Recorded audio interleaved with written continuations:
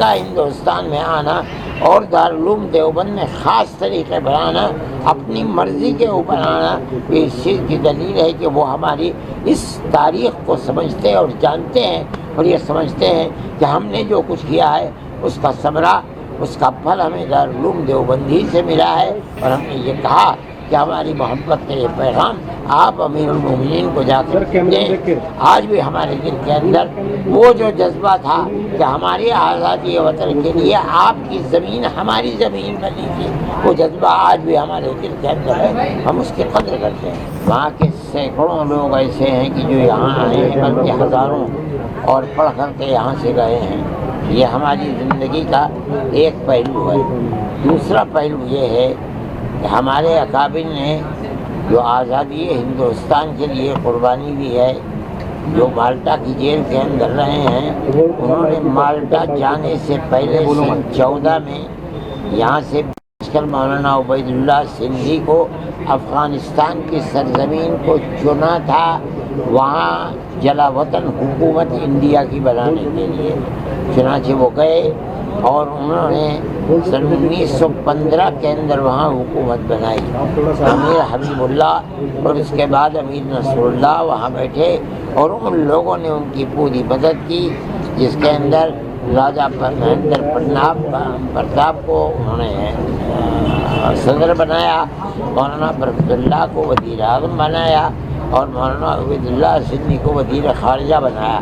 یہ ہندوستان کی ایسی تاریخ ہے کہ سوائے ہمارے اکابر کے کسی کے اندر یہ دمخم نہیں تھا کہ وہ دنیا کے اندر آزادی وطن کے لیے جلا وطن حکومت بنا سکتا۔ میں نے ان سے یہ بات کہی ہے کہ اس جلا وطن حکومت اور ملک کے اندر کوششوں کے نتیجے کے اندر ہندوستان آزاد ہوا ہے۔ ایک ایسی گورنمنٹ کو نکالا ہے جو یہ کہتی تھی کہ ہماری حکومت کے اندر سورج غروب نہیں ہوتا، وہ اس وقت سب سے طاقتور گورنمنٹ تھی۔ آپ لوگوں نے انہی سے لیا ہے افغانستان کے اندر، لے کر آپ نے انہی کی طرح دنیا کی بڑی طاقتوں کا مقابلہ کیا اور سب کو دھول چٹوائی اور نکال دیا۔ میں یہ سمجھتا ہوں کہ آپ کو یہ سبق ہمارے اکابر سے ملا ہے، انہوں نے اس کا انکار نہیں کیا، انہوں نے میری اس بات کو قبول کیا۔ میں یہ سمجھتا ہوں کہ ان کا ہندوستان میں آنا اور دارالعلوم دیوبند میں خاص طریقے بنانا، اپنی مرضی کے اوپر آنا، یہ اس چیز کی دلیل ہے کہ وہ ہماری اس تاریخ کو سمجھتے اور جانتے ہیں، اور یہ سمجھتے ہیں کہ ہم نے جو کچھ کیا ہے اس کا ثمرہ، اس کا پھل ہمیں دارالعلوم دیوبند ہی سے ملا ہے، اور اسی کے لیے ہم کوشش کر رہے ہیں۔ آج وہ آئے ہیں، ہم خوشی کے ساتھ ان کو قبول کرتے ہیں۔ ہم نے ان کو اہلاً و سہلاً کہا، اور ہم نے یہ کہا کہ ہماری محبت کا یہ پیغام آپ امیر المومنین کو جا کر دیں۔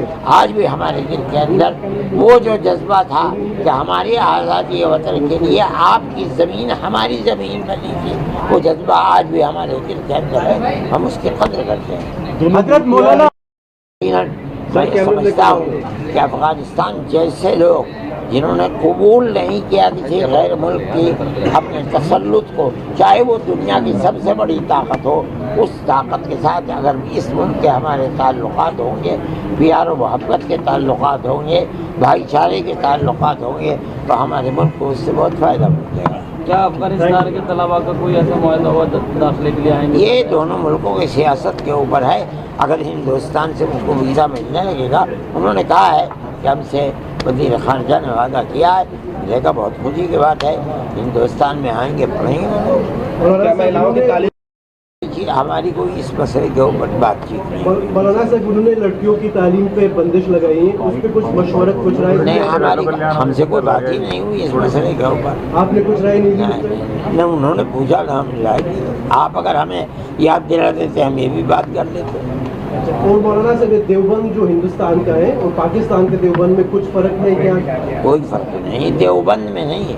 ہمارا جو مسلک ہے مذہبی، جس کے اوپر ہم چلتے ہیں، اس میں کوئی فرق نہیں ہے، نہ یہاں، نہ بنگلہ دیش میں، نہ پاکستان میں، نہ امریکہ میں، نہ سوئٹزرلینڈ میں، جہاں مدرسے ہیں ایک ہی طرح کے مدرسے ہیں، ایک ہی مسلک ہے ان کا۔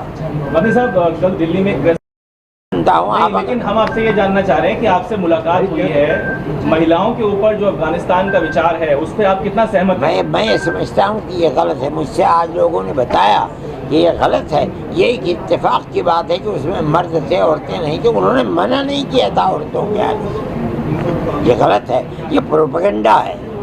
آپ کو لگتا ہے پاکستان اس وقت میں زیادہ خلبلی پاکستان میں مچی ہے کیونکہ پہلا دورہ اور وہ بھی ہندوستان میں ہوتا ہے؟ میں ان چیزوں سے, یار تم جانتے ہو میں مسجد مدرسے کا آدمی ہوں. پاکستان گئے ہوئے مجھے 10 سال ہو گئے. مجھے کیا معلوم کیا ہوتا ہے.